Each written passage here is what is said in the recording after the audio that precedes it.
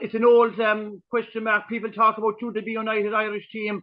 I suppose if you look at it we all know in reality it won't happen because this is a major change in politics and other things. But just purely on sporting terms, just what are your general thoughts on the overall topic of whether there should be an Irish sport, one team representing the island of Ireland, just in pure sport? Yeah, in pure sport, it probably makes sense, Paul, because we are a small island nation. There's 5 million people in the Republic and about another million people in the north. So about roughly 6 million, 6.5 million in the island of Ireland. It probably makes sense where if you look at our players, most of our Ireland players play in the Championship or League One. It's getting to that stage now with the Republic of Ireland players, let's be fair. We've only got a few Premier League players playing. Most of them are in the Championship. Both of our teams, as you said yourself, we're not doing great in the Championships qualifiers. The Republic of Ireland are in, I think, 4th place in their group out of 5. They're already ahead of Gibraltar. Northern Ireland, I think, have played 4 games in their group. They've lost 3 of them. They've even lost to Kazakhstan at home there in the last qualifier they had. So, and I don't think they have much of a chance to get into the playoffs either because they got relegated from their Nations League group. So on football in terms of the way both teams are playing, it probably makes sense. But as you said yourself, Paul, in reality, it's not going to happen. There's going to be a lot of stumbling blocks. Like even the start of the game, what anthem do they play? Northern Ireland is faced to play "God Save the Queen." I don't think a lot of Irish players would, in a compromise, would be ever singing that, particularly down in the Republic anyway. In the rugby, they play Ireland's Call. From a personal point of view, I absolutely detest the song. I just think it's a terrible song. If you look, I think a big thing for a lot of Irish people is the Republic of Ireland team on an annual basis every year out on foreign land is probably the only Irish team that plays around the event that's guaranteed before a game. Obviously, the Olympics, you have to win a medal. You get your anthem being sung. The cricket team, I don't think plays around the vein. The hockey team, I think the women's hockey team that played in the World Cup there a couple of years ago, they actually got to the Women's World Hockey Cup final. They don't sing around the vein. I think they sing Ireland's Call as well. So I think, and you must remember, football is more of tribal than any other sport that's out there. And if you look at local rivalries, I mean, even Bohs and Shamrock Rovers down here up in Dublin, there's a hatred there. To be singing songs about each other's fans.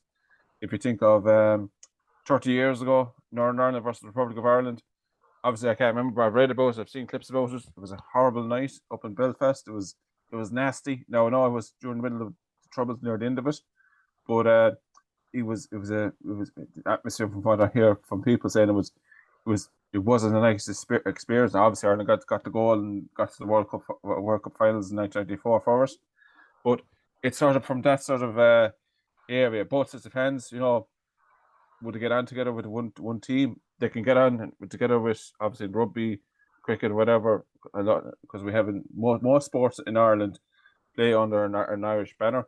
If people feel from a British background, they go say for the Olympics, they join Team GB in Northern Ireland, or they take up the UK teams if that's their choice. But yeah, it's more tribal in football, I think, than any other sport, and it's probably the most watched sport. And also with the associations, I remember there was a debate. I think there was a program on an RT one time about the Irish soccer split in 1921.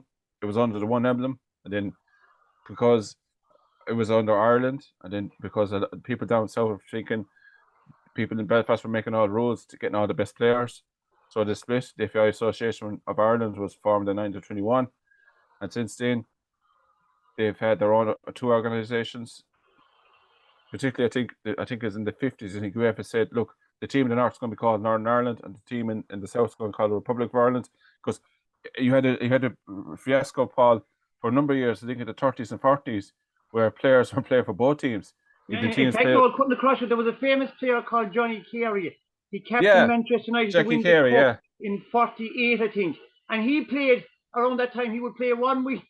He would play what was known, and both teams were called Ireland. Amazing, It wasn't until later on they became the Republic, so he would play with what would now called Northern Ireland, and then he would play what's now called the Republic of Ireland. Yeah. So, this was a regular occurrence, and he was a great player, so he was good enough to play in both teams. So he was very good. That's right. But I think I remember watching the program when There's a documentary, good documentary called Green is the Colour, Paul. I think RT had it on there about 10 years ago.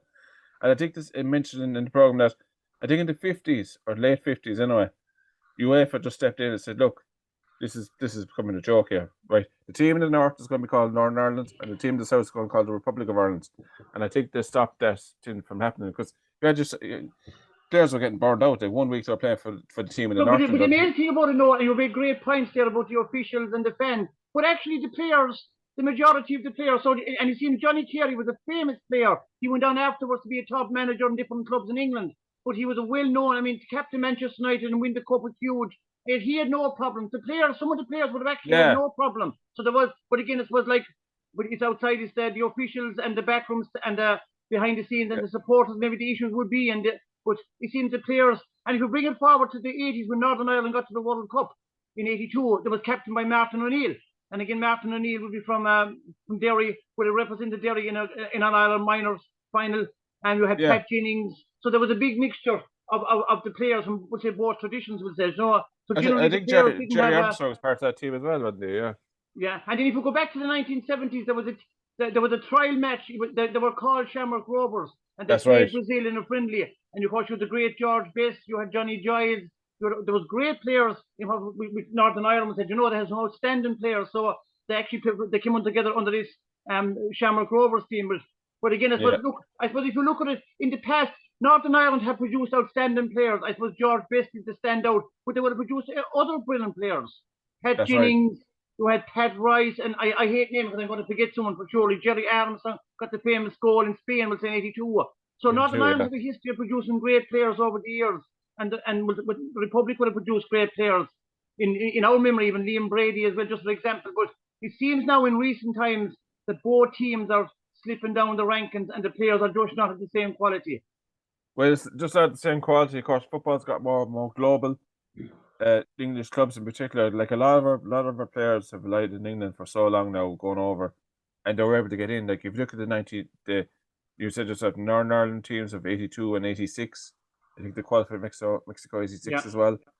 If you look at our players, in a lot of them were ancestors from England, Mark Lawrence and all those great players that were there as well. John Aldridge, the '90s, and then football's come more global now. The English clubs now are looking for players from Africa, South America, even a lot of USA players are coming into the Premier League as well. So Irish players are getting pushed down. Maybe they're not getting the chances, but when they do get the chances, sadly, technically they're not the best either. And that's something that we've always struggled for since Jack's teams. If you talk about the officials, I think I remember Brian came back to the important point one time was that if the two organisations were to join up, become one, half of them would be out the door. Yep. They would lose their UEFA chances on their boards. They won't be well known, shall we say?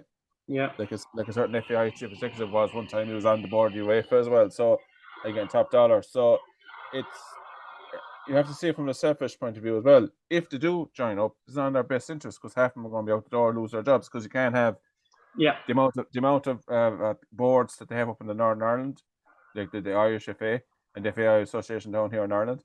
They're all going to have to join up, and if they do, there's not going to be enough positions to fill, so half of them will be out the door. So they're nice and cozy now at the moment with their own associations. And to be honest with you, there is this battle between the two organisations. Take, for example, James McLean. He's 100 caps for the Republic. Now, he did start his career with Northern Ireland at underage, but he said he felt it wasn't for him. Maybe the anthem was a big thing for him, and then maybe didn't feel. Now, he might have seen what happened to Neil Lennon. Neil Lennon was very, very harshly treated by. And he was the captain of Northern Ireland, wasn't he? He was the captain of Northern Ireland, and he was threatened, and he in the end had to retire from playing from Northern Ireland. So there is that element still to it, Paul. Sadly, I don't want to get too political about it. Yeah. But there is sadly that element to it. Maybe not to the extent when Neil Lennon was treated, but certain players from maybe a Catholic background, a nationalist background, probably don't see that in Northern Ireland, and then they're going to play maybe underage for the North, and maybe saying it's not for them, and then switching to their allegiance. And Northern Ireland are losing a lot of players to that. James McLean, Darren Gibson, I've named a few. I can't think of them all off my head now. Yeah. But they have switched to allegiance, and then if they were all to come under one banner, they mightn't feel the most comfortable. But I think in general, players did always seem to get on, like you said in the past.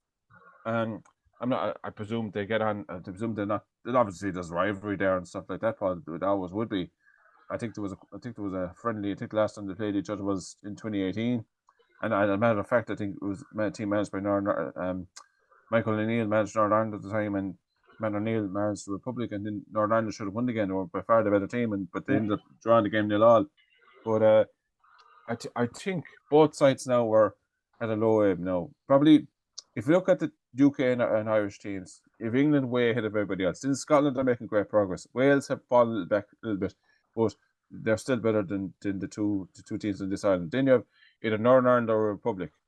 So the two teams are probably at the bottom of the ladder in terms of the British and Irish teams.